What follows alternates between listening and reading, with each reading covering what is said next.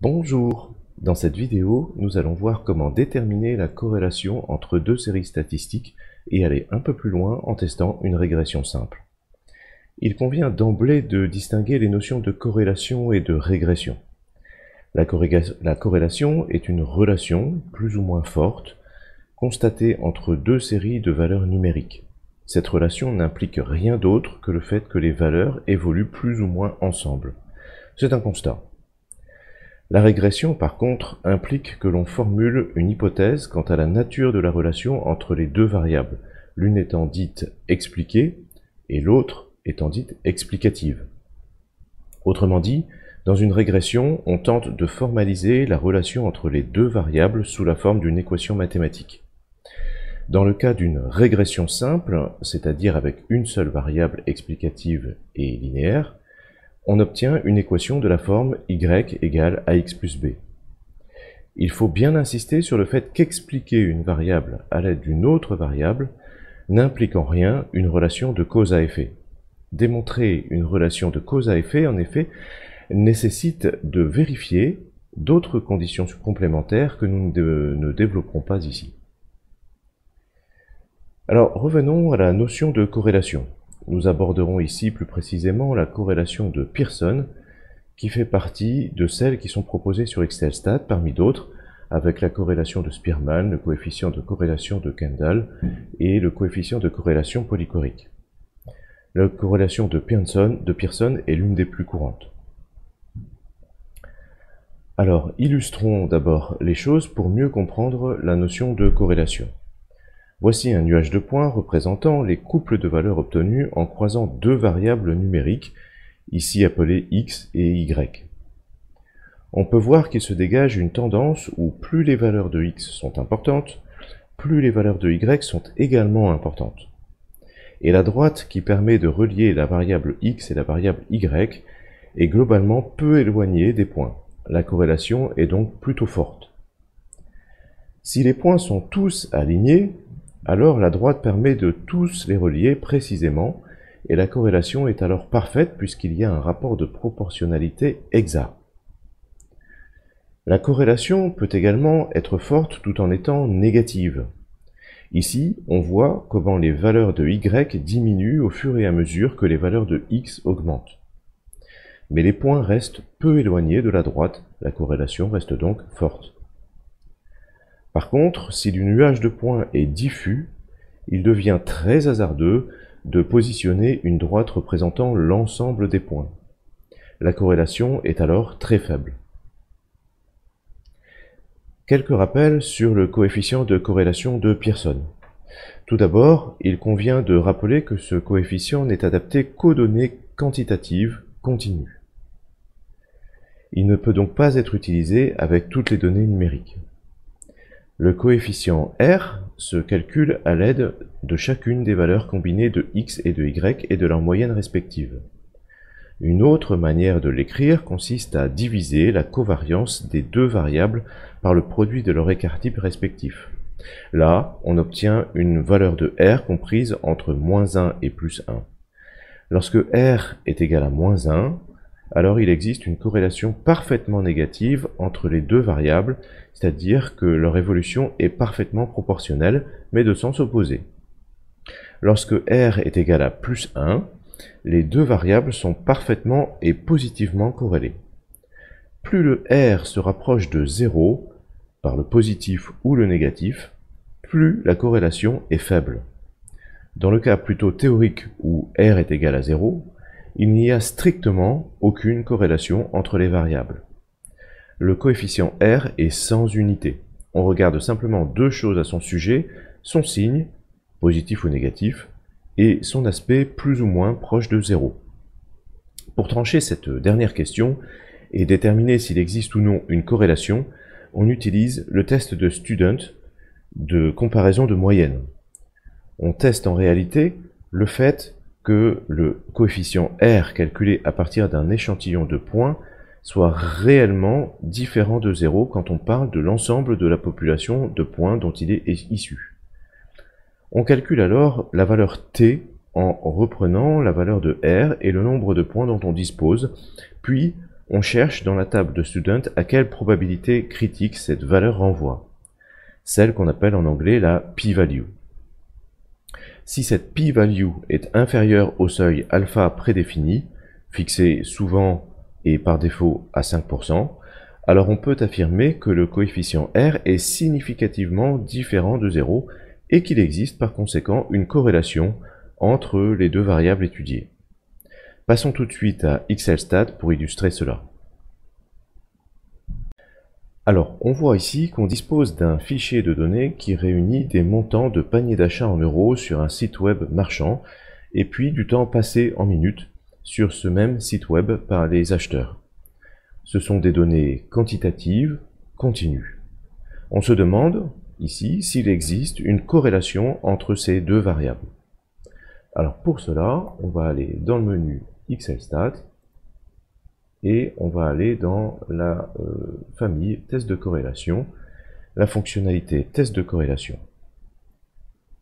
Et on va ici sélectionner l'ensemble des données, des couples de points, des couples de valeurs plutôt, ici dans notre onglet observation variable quantitative. On va sélectionner ici le type de corrélation Pearson.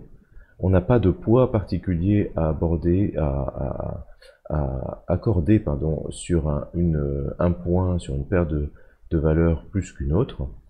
Donc on va pouvoir passer à l'onglet suivant en ayant vérifié qu'on a bien coché ici le libellé des variables puisqu'on a sélectionné le montant facturé ainsi que le temps sur site, les titres des colonnes. Ici, c'est toujours la question des données manquantes. On voit qu'on n'a pas de données manquantes ici, ça ne devrait pas poser de problème. Et on va ici donc cocher les statistiques descriptives usuelles et surtout les corrélations, intervalle de confiance et du plus, et les p-values avec le coefficient de détermination. Ça, par contre, c'est très important. On voit ici que XLStat propose de faire un filtrage ou un tri selon les variables de R carré, c'est-à-dire le coefficient de détermination.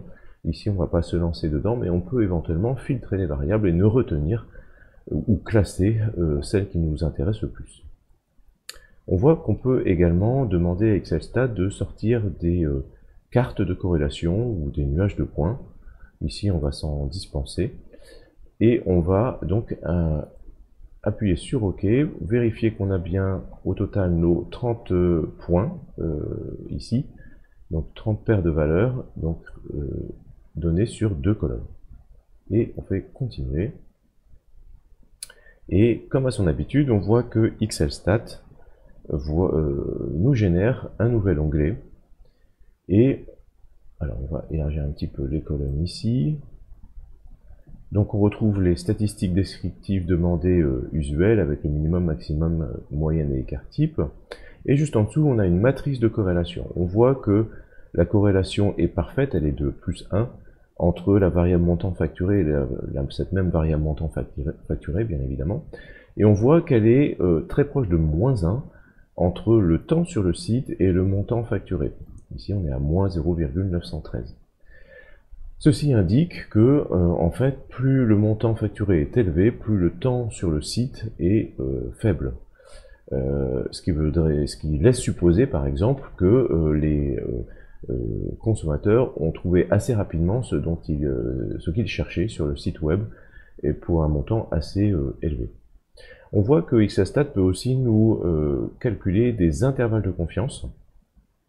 Donc des intervalles basés sur lequel, alors avec un risque, une confiance de 95%, donc c'est-à-dire un risque d'erreur de 5%, de trouver un coefficient de corrélation sur cette plage ici entre -0,958 et -0,823.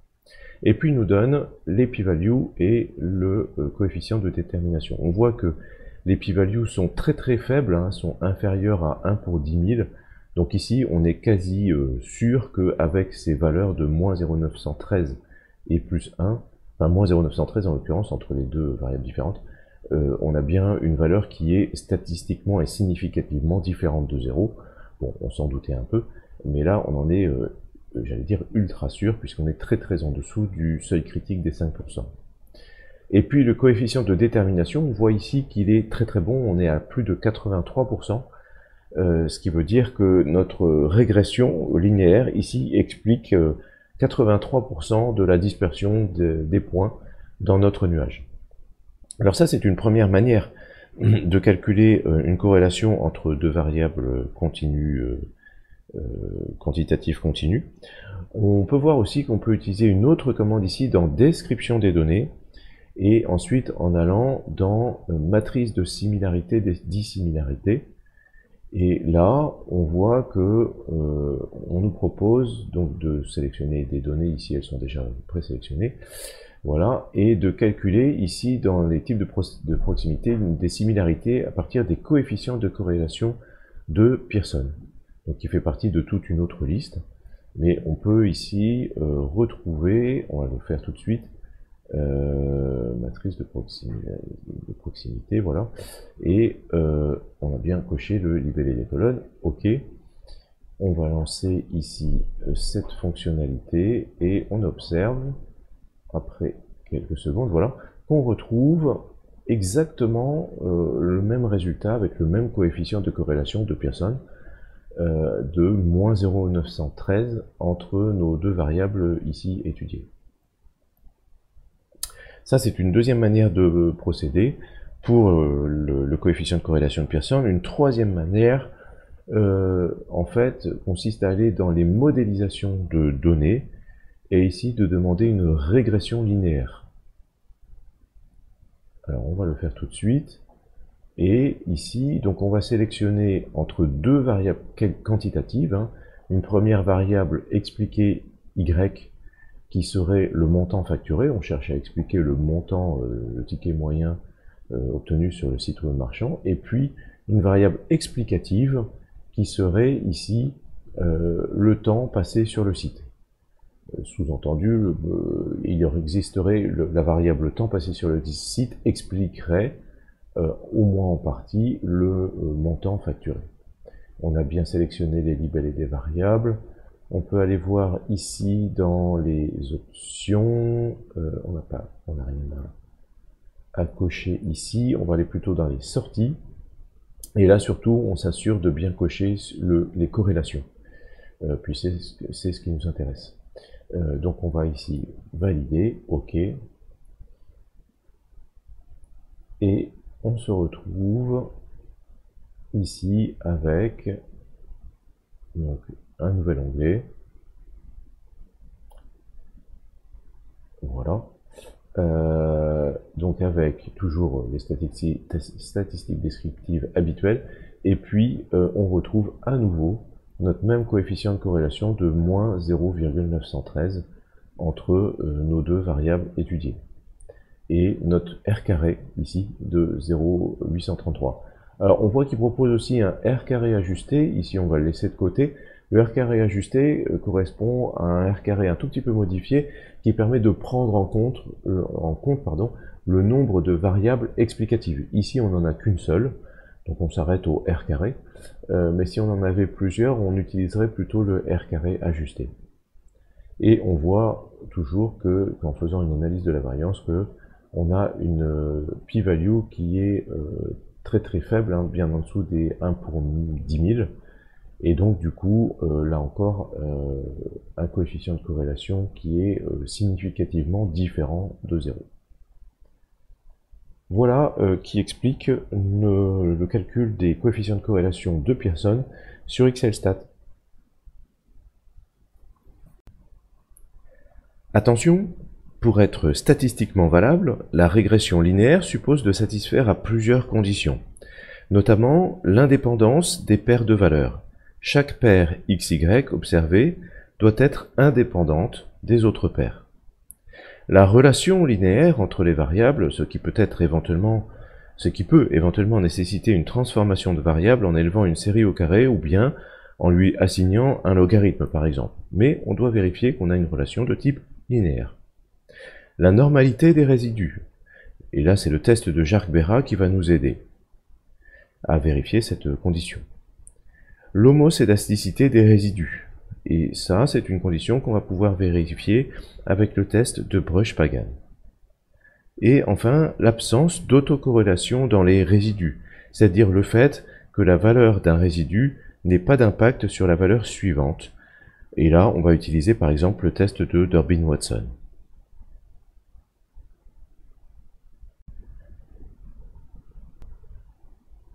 Alors, voici comment on peut utiliser les tests sur XLStat pour vérifier au moins quelques-unes des conditions d'utilisation de la régression linéaire, telles qu'on vient de les présenter.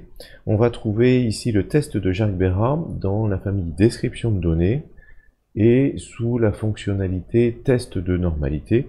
Donc, comme son nom l'indique, c'est un test qui permet de vérifier la normalité. Et ici, on voit qu'en fait, on a plusieurs tests qui sont proposés. Le test de Jacques-Berra en étant un parmi l'ensemble qui est proposé. Donc voilà pour le test de normalité. Le test de Brush-Pagan, on va le trouver ici. Alors en fait, il va être caché là dans les fonctions avancées telles que c'est présenté sur ma fenêtre et dans les analyses de séries temporelles. Et là, on va aller sur les tests d'hétérocédasticité qui se trouvent ici. Et parmi ces tests d'hétérocédasticité, on voit qu'on retrouve ici le test de Brush-Pagan, ici, qu'on peut utiliser. Donc ça, c'est pour tester l'hétérocédasticité, c'est-à-dire, ou l'homocédasticité plus précisément, c'est-à-dire le fait qu'on va avoir une variance qui va être comparable tout au long de notre régression. Et puis, enfin, une dernière catégorie de tests, le test de Durbin-Watson, on va le retrouver lui aussi, alors là, il va être dans les fonctions avancées, toujours dans les analyses de séries temporelles, et on va aller ici sur test de Durbin-Watson. Voilà. Donc ce test de Durbin-Watson, pour rappel, il va permettre de vérifier l'absence d'autocorrélation entre les résidus lorsqu'on fait notre régression. Voilà qui explique comment faire ces tests sur XLStat. Pour finir, évoquons le coefficient de détermination R carré. Dans le cas d'une régression linéaire simple, et uniquement dans ce cas, le grand R carré est égal au petit r carré, c'est-à-dire le coefficient de corrélation élevé au carré. Le grand R carré, le coefficient de détermination, évolue entre 0 et plus 1, puisque c'est un carré, il est forcément positif. Plus il est proche de 1, plus la régression est bonne, dans la mesure où le R carré représente la proportion de la variance du nuage de points qui est contenue dans l'équation issue de la régression. En pratique, on considère que la régression devient assez intéressante lorsqu'on a un R carré, un coefficient de détermination, supérieur à 0,6 ou 0,7. On pourrait encore affiner l'analyse de la qualité de la relation entre les deux séries de variables, mais ça, c'est pour une autre vidéo.